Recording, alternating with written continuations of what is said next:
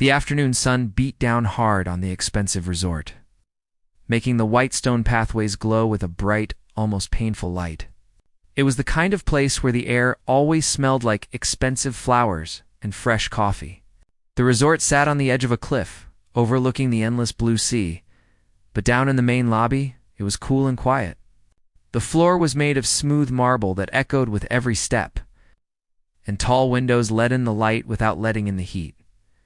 Julian sat at a small table near the edge of the room.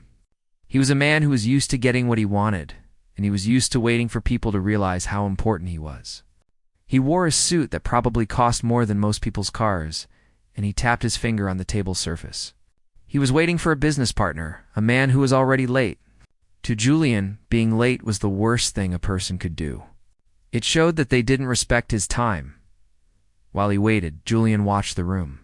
He liked to watch people. He liked to guess who had money and who was just pretending. He saw an older couple looking at a menu, pointing at the prices and whispering. He saw a young man on a phone talking loudly about stocks, trying to sound important. Julian categorized them all. He had spent his whole life making investments, betting on which companies would win and which would lose. He treated people the same way. He looked for value. He looked for weaknesses. A young woman walked over to his table to refill his water glass. She wore the uniform of the resort staff, a crisp white shirt and a dark skirt. She moved quietly, trying not to be noticed. Her name was Lily. She had been working at the resort for 6 months. Ever since she moved to the city looking for a fresh start, she was tired. Her feet hurt from standing up all day, and her head hurt from forcing a smile at guests who treated her like she was part of the furniture, as Lily poured the water. Julian didn't look at his phone. He looked at her. He saw the way her shoulders slumped just a little bit. He saw the small bandage on her hand from where she had burned herself on the coffee machine earlier that morning. He decided in that moment to test her. He was bored and he was curious. He wanted to see what she was made of. "You look exhausted," Julian said. His voice wasn't loud, but it was sharp. Lily paused. The water stopped pouring. She didn't look up immediately. She had heard guests say things like this before. Sometimes they were being kind, but usually they were just complaining. She finished pouring the water and set the glass down gently on a coaster. "I am fine, sir. Thank you for asking," she said. Her voice was polite, but it was flat. Julian leaned back in his chair. He studied her face. She looked young, maybe in her early 20s, but her eyes looked older. "No, really," Julian pressed. "You look like you are carrying the weight of the world. Is this the best job you could get? Or do you just enjoy serving people who are better off than you?" It was a cruel thing to say. He knew it was cruel. He wanted to see if she would get angry. He wanted to see if she would break down or beg for a tip. He wanted to see the cracks in her armor. Lily finally looked up. She met his gaze. Her eyes were a deep brown, and for a second, the room felt very still. She didn't look away. She didn't blush. She didn't look scared. She just looked at him with a calm, steady gaze that surprised him. "I do not mind the work, sir," she said. Her voice was soft, but clear. "Everyone here has a story. Everyone is fighting a battle I know nothing about. My job is to make their day a little easier while they are here. That includes you." Julian raised an eyebrow. He wasn't used to being answered like that. Most people would have apologized or made a joke. "So you're happy?" Julian asked. "Clearing tables and refilling glasses? This is your dream?" Lily placed the water pitcher on the tray. She smoothed her apron with one hand. She thought about the small apartment she shared with 2 roommates. She thought about the rent that was due next week. She thought about the dusty piano sitting in the corner of the resort lobby, covered in a silk cloth because no one knew how to play it anymore. She thought about the music that was constantly playing in her head, music she couldn't afford to write down. "I have a purpose," Lily said simply. "This job helps me pay for that purpose. So, yes, I am grateful for it. But no, it is not the end of my story." Julian was quiet for a moment. He looked toward the corner of the lobby where the piano sat. Then he looked back at Lily. He reached into his jacket pocket and pulled out a thick envelope. It was full of cash. He had brought it for the business meeting, just in case he needed to show that he was serious. He held it up so Lily could see it. "I like you," Julian said, his tone changing slightly. It became less harsh, more businesslike. "You have dignity. I like that. Let's see if you have ambition." He set the envelope on the table. It made a heavy thud sound. Lily looked at the money. Her eyes widened for just a fraction of a second before she controlled her face again. She knew that much money could solve a lot of her problems. It could pay for a better place to live. It could buy her a new keyboard. It could buy her time. "If I give you this," Julian said, tapping the envelope, "what would you do? Would you quit this job? Would you go back to school? Or would you just waste it?" Lily stared at the envelope. She felt a strange mix of emotions. She was angry that he was testing her, treating her life like a game. But she was also tempted. She needed the money. The silence between them stretched out. The other guests in the lobby were laughing and talking, but at this table it was very quiet. "I would use it to build my future," Lily said finally. "I would not waste it. But I would not take it as a bribe to make me say what you want to hear." Julian smiled. It was a cold smile, but there was a hint of respect in it. "I'm not asking you to lie. I'm making a bet. A wager." He pushed the envelope closer to the edge of the table. "See that piano over there?" Julian asked, nodding toward the covered instrument in the corner. "I happen to know that the resort keeps it tuned, but nobody touches it. They just use it as a decoration. I bet you can't play a thing. I bet you're just saying you have a purpose to sound noble." Lily looked over at the piano. She hadn't played a real piano since she left her hometown. She missed the feel of the keys under her fingers. She missed the way the music would take her away from everything. "If you can go over there, sit down and play something that is actually worth listening to," Julian said, his voice dropping low. "That envelope is yours. And if you are truly as good as you think you are, I'll double it. But if you play badly, or if you refuse, you leave the money here, walk away, and admit to me that this," he waved his hand at her uniform, "is all you will ever be." It was a trap. It was a mean, unfair test. Julian knew that most waitresses couldn't play the piano. He expected her to get embarrassed and back down. He expected her to take the easy way out, or to mumble an excuse. Lily looked at the money. Then she looked at Julian. She felt a spark of anger light up inside her chest. She was tired of being looked down on. She was tired of people thinking that just because she served coffee, she didn't have a soul or a talent. She thought about the years of lessons her mom had paid for before she got sick. She thought about the songs she had written in her notebook. While riding the bus to work, she reached out and picked up the pitcher from the table. She didn't touch the money. "I don't do this for cash," Lily said. Her voice was stronger now. "But I will play. Not for you, and not for the money. I will play because the music deserves to be heard." Julian sat back, crossing his arms. He felt a thrill of excitement. He hadn't been this entertained in a long time. "Go on then," he said. "Don't keep me waiting." Lily turned and walked away from the table. She walked past the other guests. She walked past the bar. She could feel Julian's eyes burning into her back. She felt the weight of the moment. She was just a waitress in a cheap uniform, about to make a fool of herself or a miracle in front of the richest man in the room. Her heart was beating so hard she could feel it in her throat. She didn't know if she was brave or stupid, but she knew she couldn't turn back now. She reached the corner of the lobby and stood in front of the grand piano, taking a deep breath to steady her shaking hands. Lily stood in front of the large instrument for a moment, just letting her eyes adjust to the dimmer light in the corner of the lobby. The resort staff had placed a heavy silk cloth over the piano to keep the dust off, and it looked like a sleeping animal hiding in the shadows. She felt a sudden knot tighten in her stomach. It was a mix of fear and excitement, a feeling she hadn't felt in a long time. Out on the terrace, the businessman she had just served, Julian, was watching her like a hawk. She could feel his gaze from across the room. He was waiting for her to fail. He was waiting for her to stumble, to mumble an excuse, and to go back to being invisible. She reached out and grabbed the corner of the silk cloth.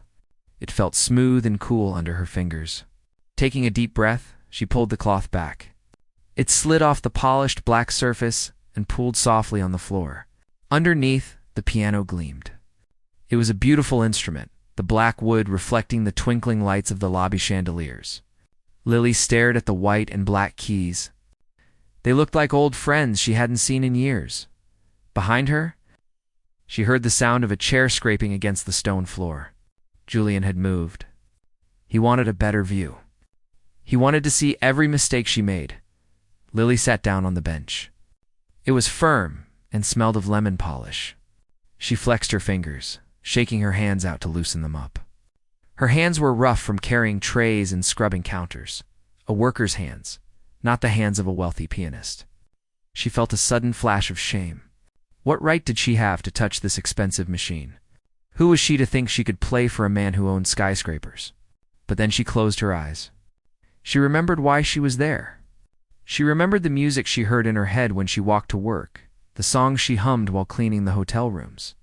This wasn't about Julian. This wasn't about the money on the table. It was about proving to herself that she was still the girl who loved music more than anything. She placed her right foot on the gold pedal and her hands hovering over the keys. She didn't play a fancy classical song. She didn't play the happy jazz tunes the band usually played in the bar. Instead, she started to play a slow, sad melody that she had written herself in her notebook late at night. The first few notes were hesitant, testing the waters. The sound was clear and bell-like, ringing out in the quiet corner. To her surprise, the piano was perfectly tuned. The notes hung in the air, vibrating against the high ceiling. She began to play a little louder. The melody was simple, but it had a heavy, deep feeling to it. It was a song about missing home and about trying to find a way in a new city. It was about feeling small in a big world. As her fingers found their rhythm, Lily forgot where she was. She forgot about her aching feet and the heavy tray she had to carry. She forgot about the rent she had to pay. She was just playing. Her fingers moved faster now, dancing across the keys. She wasn't looking at the keys anymore. Her hands knew where to go. The music started to swell, growing stronger and more confident. It filled the empty spaces of the lobby. It was a sound that demanded attention, a sound that was too big to be ignored. Julian watched from his seat. He had taken a sip of his water, expecting to be bored within 30 seconds. He expected to hear a child's attempt at a song or a clumsy rendition of a popular radio hit. He held his glass ready to drink, to wash away the disappointment, but he never took the sip. His hand froze halfway to his mouth as the music washed over him. He looked at the young woman sitting at the piano. She didn't look like a waitress anymore. Her posture had changed. Her back was straight, her head was tilted slightly to the side, and a soft expression rested on her face. She looked powerful. She looked like she belonged on a stage in a grand concert hall, not in a corner of a hotel. People at the nearby tables stopped talking. The clinking of silverware against plates died down. One man lowered his newspaper to listen. A couple having dessert put down their forks and turned their heads toward the corner. The music had a strange pull to it. It wasn't just noise. It was a story. It was a story they could all feel in their own hearts. Julian slowly put his glass down on the table. He felt a strange sensation in his chest, a tight feeling that he couldn't explain immediately. For years he had spent his life surrounded by things that were expensive. He bought art that critics said was important. He attended operas where people dressed up just to be seen. But most of the time, he felt nothing. It was all just business. It was all just a transaction. This was different. There was no price tag on this sound. This was raw. It was honest. He could hear the struggle in the music, but he could also hear the hope. He realized that the young woman wasn't playing to impress him. She was playing because she had to. The music was trapped inside her, and it was finally coming out. The song shifted. The slow, sad notes turned into something faster, more urgent. Her left hand kept a steady, driving beat, while her right hand played notes that spun upward like a bird taking flight. It was beautiful and complicated. It wasn't written by a computer program. It was messy and human and perfect, all at the same time. Lily lost track of time completely. The world narrowed down to just the span of the keys and the vibrations traveling up through the bench. She let the sadness pour out of her, the loneliness of the last few months, the fear of the future. And then she let the hope come in. She thought about how good it felt to sit here, to have her hands on the keys again. She thought about the music she still wanted to write. She felt a tear slide down her cheek, but she didn't wipe it away. She didn't stop playing. The song reached its peak. The sound was huge now, filling the entire lobby with a wave of emotion. She played a run of notes that cascaded down the scale like rainwater, then brought it back up to a single, high, trembling note that seemed to hang in the air forever. Then, silence. Lily lifted her hands off the keys. The last note faded away slowly, echoing in the high ceiling until it disappeared completely. She sat there for a moment, her chest heaving slightly. The silence was heavy, but it wasn't an empty silence. It was a full silence, the kind that happens after something important has been said suddenly. The spell broke. A man sitting near the bar started clapping. It was a slow, rhythmic clap. Then someone else joined in. Then the couple by the window. Within seconds, the whole lobby was applauding. It wasn't just polite clapping. People were actually smiling. Some had even stood up. The energy in the room had completely changed. The cold, expensive atmosphere had warmed up. Lily blinked, her eyes snapping open. The spell broke, and she remembered where she was. She looked around, her face flushing bright red. She saw the smiling guests. She saw the other staff members looking at her with their mouths open. And then she looked over at the corner table. Julian hadn't stood up. He hadn't clapped yet. He was just sitting there, looking right at her. But for the first time, the cold, hard look was gone from his eyes. He wasn't looking at her like she was a waitress or a test subject. He was looking at her with a look of genuine shock and, perhaps, a little bit of respect. Lily stood up quickly from the bench. She felt dizzy and lightheaded. She gave a small, awkward nod to the room, not knowing what to do with the applause. She felt exposed. She felt like she had shown them a piece of her soul that she usually kept hidden. She smoothed down her skirt, grabbed the silk cloth, and quickly covered the keys again. As if trying to hide her secret, she turned to walk away. Back toward the safety of the kitchen, but she stopped. She looked at Julian. The challenge was over. She had played. Now she had to wait to see what the man would do. Her heart was beating harder than ever, but this time it wasn't from fear. It was from the thrill of knowing she had surprised him. She had surprised herself. She walked toward the service station, her head held just a little bit higher than before, while the echo of her music still seemed to float in the air around her. The applause in the lobby was starting to fade away, but the feeling in the air was different now. It was heavier, charged with something real. The guests went back to their meals and their conversations. But the clinking of silverware sounded quieter, almost respectful. Lily hurried away from the piano, her face burning. She felt exposed, as if she had taken off her uniform and shown everyone a scar she had been hiding for years. She didn't want their praise or their looks of pity. She just wanted to disappear. She slipped into the small break room behind the main kitchen and leaned against the cold metal door of a locker.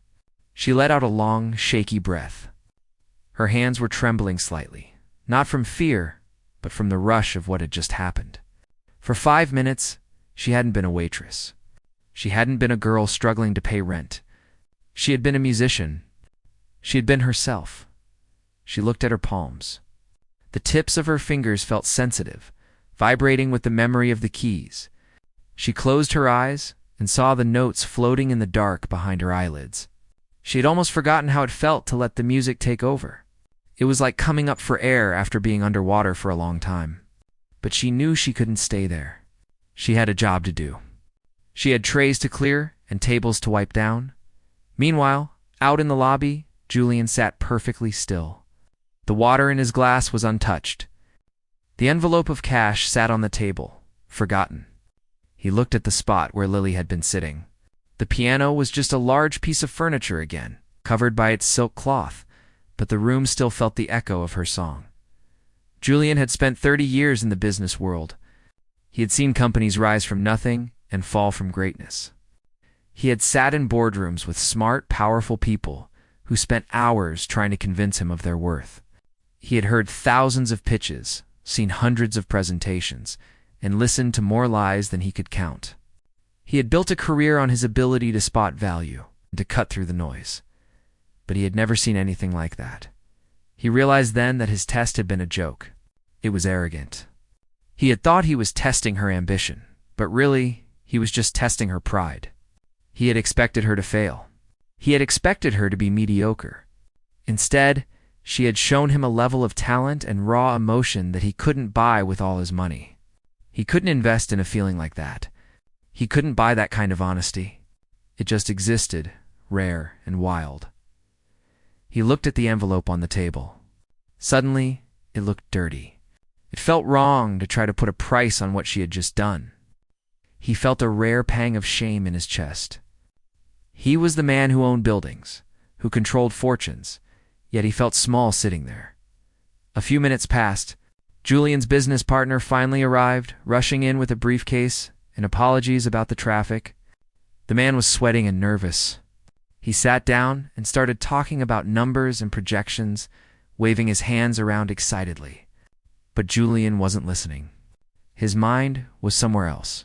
He was watching the service station, waiting. Eventually, Lily came back out. She had fixed her hair and washed her face. She looked calm again, her professional mask back in place. She moved through the lobby with a tray, clearing empty glasses from a nearby table.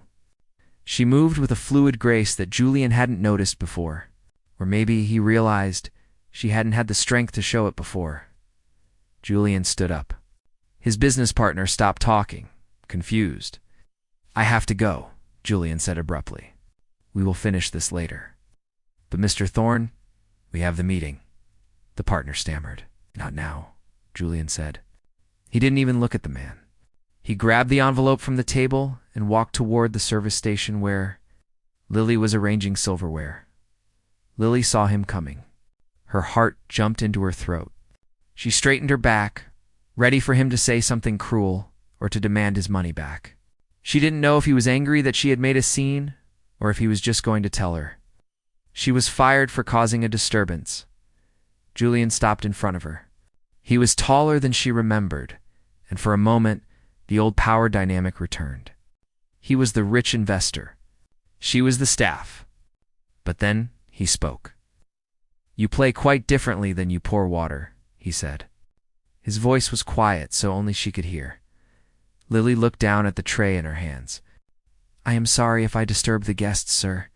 I didn't mean to cause a problem." "A problem?" Julian let out a short, dry laugh. "You silenced the room, Lily.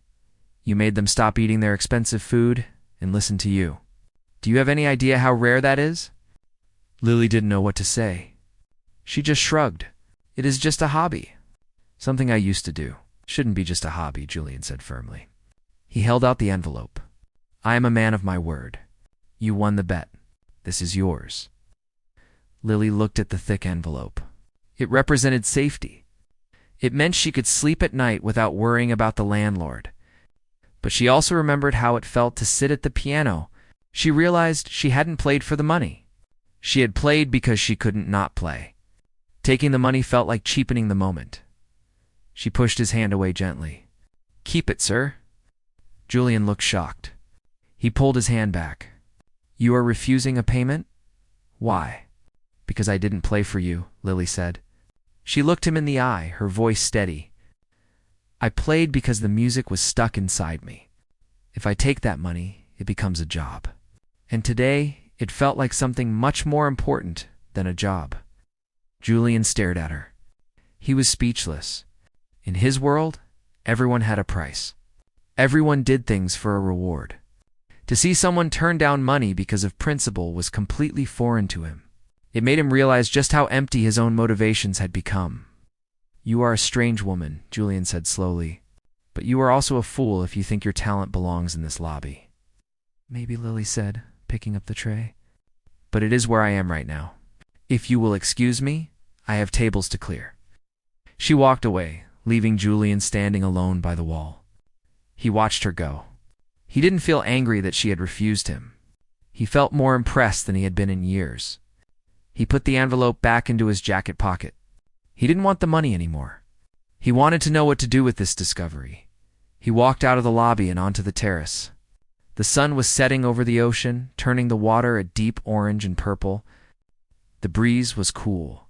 He took out his phone and scrolled through his contacts.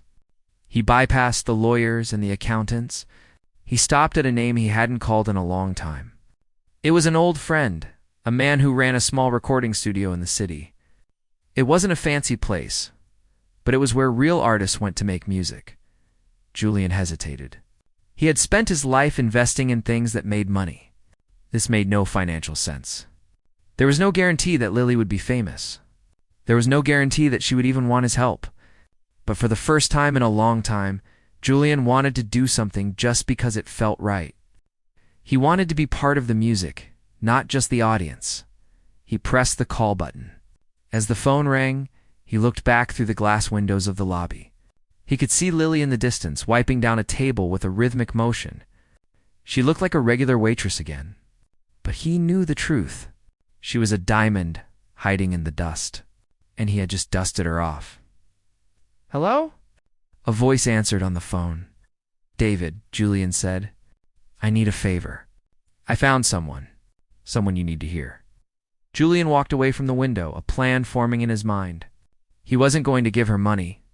That was easy. He was going to give her a chance, and that was going to be the hardest and most rewarding investment of his life.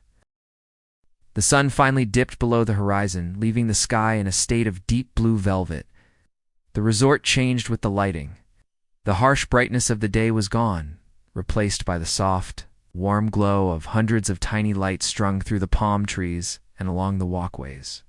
Inside the lobby, the atmosphere shifted from busy business to relaxed elegance. The band in the bar started playing a smooth, slow jazz tune, but it seemed quiet compared to the energy that had filled the room just an hour ago. Julian walked through the main doors, having finished his phone call on the terrace. He felt different.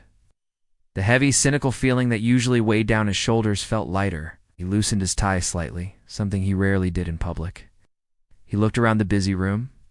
Most guests were drinking cocktails and laughing, but the corner near the piano held a different kind of gravity. That space still felt charged, as if the ghost of Lily's music was lingering in the air. He saw her near the service station. She was stacking clean glasses onto a tray, moving with her usual efficiency. But now, Julian noticed the details he had missed before. He noticed the way she paused for a second after every third glass, tapping her finger rhythmically against the surface. She was hearing the music in her head even while she worked. He realized that her job wasn't just a way to pass time for her. It was a cage she was waiting to break out of. He walked over to her. A few servers looked at him with nervous eyes, wondering if the rich guest was going to complain about the service again. Lily looked up as he approached. She didn't look scared this time, but she did look wary. She expected him to push the money on her again, or maybe demand another song. "Miss Lily," Julian said. He didn't use the sharp, commanding tone he had used in the afternoon. He sounded more like a regular person. "Sir," Lily replied politely, setting the tray down. "Is everything all right with your table?" "The table is fine," Julian said, waving his hand dismissively. "I wanted to speak with you about your future. And before you interrupt me to say you have to clear a table, just give me 2 minutes." Lily crossed her arms. She looked tired. "I have a break coming up in 10 minutes. That is all I can give." Julian nodded. "Fair enough. I made a call just now to an old friend. He runs a studio in the city. It is not a fancy corporate place. It is a place where real artists go to record. He remembers talent when he hears it." Lily listened, her expression unreadable. She wanted to believe him, but life had taught her that people who made promises often broke them. "Why would you do that?" she asked. "You do not know me. I am just a waitress to you." "You were a waitress," Julian corrected her gently. "But today, you showed me who you really are. And look, I need to be honest with you. I've spent my life looking for the next big thing. I look at charts, I look at numbers, I look at trends. And do you know what I have found? Most of it is noise. It is empty." He took a step closer, lowering his voice so the other staff couldn't hear. "What you played today, that wasn't noise. That was the truth. I have heard professional pianists who can play faster than you and louder than you. but they cannot play with that kind of heart. That is not something you can learn in school. That is something you are born with. And it would be a crime against the world if that sound was lost because you are too busy clearing plates. Lily looked down at her hands. She felt a lump forming in her throat. It was one thing to play the music. It was another thing to have someone understand it so deeply. She had felt so alone with her songs for so long. To have this stranger, this man of power and wealth, treat her music with such respect was overwhelming. "So what happens now?" she whispered. "Now," Julian said, reaching into his pocket, pulled out a simple white card. It wasn't a fancy business card with gold letters. It was plain, with just a name and a phone number handwritten on it. "You take this? You call the number? His name is David. Tell him I sent you. He has a studio open on Tuesday nights. You go there? You play. If you like it, and he likes you, we figure out the rest." He held the card out to her. Lily looked at the card, then at Julian. She hesitated. It felt like stepping off a cliff. If she took the card, she was admitting that she wanted more. She was opening herself up to the possibility of failure or worse, disappointment. "I do not have money for studio time," she said quietly. "I cannot pay him." Julian smiled. It was a genuine smile that crinkled the corners of his eyes. "I am paying for it. Consider it an investment. I am betting that the world wants to hear you, and usually my bets turn out pretty well." Lily reached out and took the card. The paper was smooth. She held it tightly, as if it were made of gold. "Thank you," she said. Her voice was barely audible. "Don't thank me yet," Julian said. "Recording is hard work. It is late nights and frustration. But I think you were tough enough for it." He checked his watch. "Your 2 minutes are up. I should let you get back to work." Lily nodded. She didn't know what to say. She wanted to hug him, but that felt inappropriate. She wanted to cry, but she wouldn't do that in front of him. So she just nodded again and placed the card carefully in the pocket of her apron, right next to her heart. Julian turned and walked away. He didn't head back to his table to finish his meeting. He didn't go to the bar for a drink. He walked straight out of the lobby and toward the exit. He had done what he came to do. He didn't need to test her anymore. He didn't need to prove his point. He'd found something rare in a common place, and that was enough. As he stepped outside into the cool night air, he took a deep breath. The resort looked beautiful, lit up against the dark sky. But the beauty of the buildings and the lights seemed shallow compared to the memory of the music he had heard.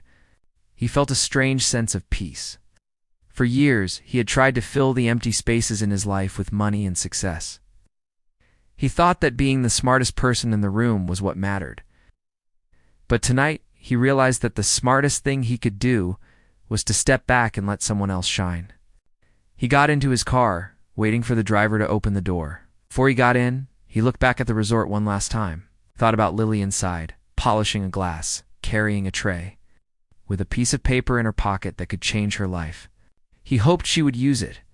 He hoped she would be brave. The car door closed, shutting out the noise of the resort. Julian leaned back against the leather seat. He closed his eyes and listened to the silence. But in his mind he could still hear the melody. It was a simple, heartbreaking tune. It was the sound of a soul waking up. And for the first time in a long time, Julian felt like he was waking up too. He wasn't just an investor anymore. He was a patron of the arts. He was a believer. And as the car pulled away from the curb and onto the main road, Julian finally let himself smile, not because he had won a deal, but because he had witnessed a moment of magic. The days that followed moved slowly for Lily, like honey dripping from a spoon. She went to work, she cleared tables, and she smiled at the guests, but her mind was always somewhere else. The white business card Julian had given her lived in the pocket of her apron. She took it out every night when she got home to her small apartment. She would look at the handwritten name and the phone number, tracing the ink with her thumb, wondering if it was real.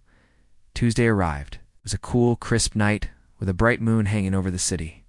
Lily stood outside the address Julian had given her. It wasn't a tall glass building or a fancy office. It was an old brick building with a metal sign above the entryway that read Sound and Soul Studios. The paint on the door was chipping, and it looked a little bit rough around the edges.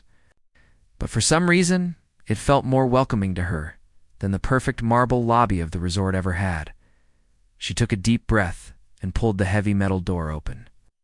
Inside, it smelled like old wood, coffee, and electricity. There were cables running along the floor like snakes, and posters of old bands covered the walls. A man with gray hair and kind eyes looked up from a desk cluttered with paperwork. He was wearing a flannel shirt and looked tired. "We're closed," he said, not unkindly. "Unless you're the pizza guy." Lily froze. She felt small. She gripped a strap of her bag. "No, I am. I am looking for David. I was sent by Julian." The man stopped shuffling papers. He looked at her closely, really looked at her as if he was searching for something. He stood up slowly. "Julian? Julian Thorne? The investor guy?" "Yes. He told me to come. He said you could help me." David rubbed his chin, thinking. He hadn't spoken to Julian in years. They used to be friends, before Julian got too busy for things like music and friendship. Julian never sends anyone here. He usually sends people to banks or law firms. It must be something special. He walked around the desk and opened a heavy door leading into the studio room. "Come on in, let's see what you've got." Lily stepped inside. The room was small, but cozy. In the center of the room sat a grand piano. It wasn't as shiny or new as the one at the resort, but it looked loved. The wood was scratched, and the pedals were brass, worn down by years of feet. It looked like a friend. "Sit," David said, motioning to the bench. "Don't worry about the microphones. Don't worry about recording anything. Just play. Julian called me. He said if I didn't let you play, he would buy the building and turn it into a parking lot. He can be very dramatic." Lily smiled for the first time that night. It was a small, real smile. She sat down on the bench. The piano smelled like dust and music. She placed her hands on the keys. She felt the same nervousness she had felt at the resort, but it was different this time. She wasn't being tested by a stranger in a suit. She was in a studio, surrounded by history. She didn't play the sad song she had played before. She played something new. It was a song about beginnings, about stepping out of the shadows and into the light. It was lighter and faster, full of hope. Her fingers danced across the keys, and the old room seemed to wake up. Sound filled the small space, bouncing off the acoustic foam on the walls. David stood by the mixing board, listening. He didn't press any buttons. He didn't take notes. He just closed his eyes and let the music wash over him. He understood why Julian had called. It wasn't technical perfection. It was magic. It was the kind of sound that made you remember why you loved music in the first place. When Lily finished, the silence in the room was heavy again. David opened his eyes and looked at her. He didn't say anything for a long time. "Can you come back tomorrow night?" he asked finally. "And the night after that? I have some friends who should hear this. I think we can make something beautiful here." Lily felt tears prick her eyes, but she blinked them away. "Yes," she whispered. "I can come back." Meanwhile, across town, Julian sat in his high-rise office. The city lights sparkled below him like a sea of diamonds. His phone buzzed on his desk. He picked it up. It was a text message from David. "She's the real deal. You were right. Thanks for sending her." Julian read the message twice. He didn't smile or laugh, just let out a long breath he felt like he had been holding for months. He leaned back in his leather chair and spun it around to look out the window. He had made a lot of money in his life. He'd bought companies, built skyscrapers, and crushed competitors. But looking back, none of it felt as satisfying as this moment. He remembered the look on Lily's face when she refused his money.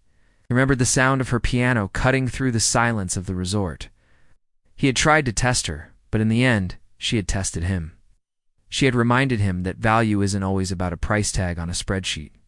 He realized that he had been lonely in his success. He had surrounded himself with deals and contracts, but he had forgotten about people and passion.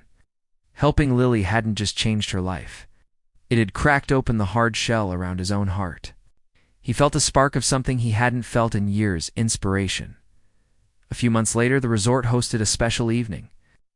It was a clear, beautiful night, and the guests were dressed in their finest clothes.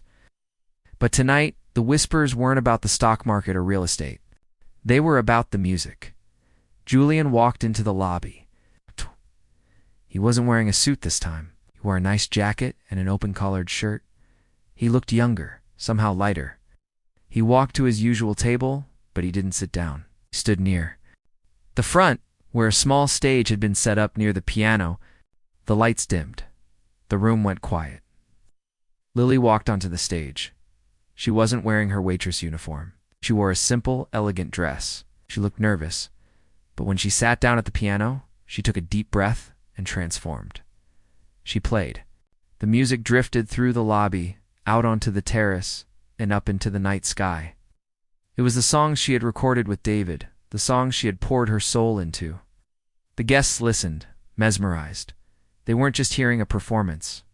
They were hearing a story of struggle and triumph. Julian stood in the back, listening with his eyes closed. He heard the sadness from before, but now it was mixed with a powerful, undeniable joy. He remembered the day he tested her, the arrogance he had felt. He felt a pang of regret for being so harsh, but then he let it go. Without that test, she might not have played. Without that moment, they might never have met. When the song ended, the applause was deafening. It was a wave of love and appreciation. Lily stood up and bowed. She looked out into the crowd. Her eyes scanned the faces until she found him in the back. She didn't nod. She didn't smile politely. She gave him a wide, beaming smile, a smile that said, "We did this." Julian nodded back once. He didn't need to be on the stage. He didn't need to be the center of attention. He had done something good. He had taken a chance on a stranger, and for the first time in his life, his investment had paid off in happiness, not just money. He turned and walked out of the lobby while the crowd was still clapping. He walked into the cool night air and looked up at the stars. The world felt big and full of possibilities again. He wasn't just a wealthy man anymore. He was a part of the music. That was worth more than all the money in the world.